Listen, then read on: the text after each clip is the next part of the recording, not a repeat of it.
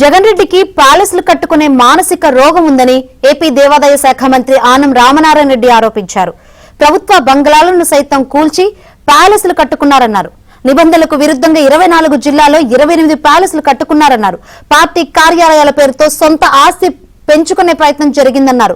ప్రభుత్వ రంగంలో గుర్తింపు పొందిన సచివాలయ ఉద్యోగుల ద్వారానే పెన్షన్ పంపిణీ చేస్తామని మంత్రి ఆనం హామీ ఇచ్చారు. ల్యాండ్ టైటిలింగ్ యాక్ట్ రద్దు చేసే బిల్లును వచ్చే అసెంబ్లీ సమావేశాల్లో ప్రవేశపెడతామన్నారు. తిరుమల విశిష్టతను, తిరుమల పవిత్రతను దెబ్బతీసిన అధికారుల బదిలీతో ఇప్పటికే ప్రక్షాళన చేపట్టామన్నారు. గతంలో ఇస్తున్నది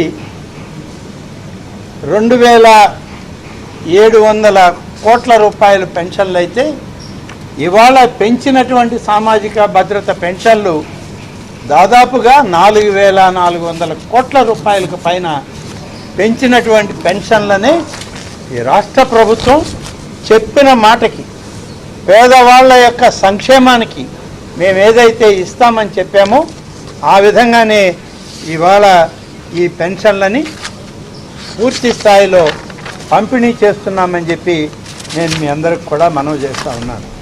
గడిచిన 5 సంవత్సరాలు పరిపాలన చేసిన జగన్మోహన్ రెడ్డి నాయకత్వంలోని వైఎస్ఆర్ కాంగ్రెస్ పార్టీ ప్రభుత్వం డాక్టర్ ఎన్టీఆర్ అనే పేరు తొలగించి డాక్టర్ వైఎస్ఆర్ హెల్త్ యూనివర్సిటీ అని పెట్టారు. చట్టాన్ని కూడా మార్చారు.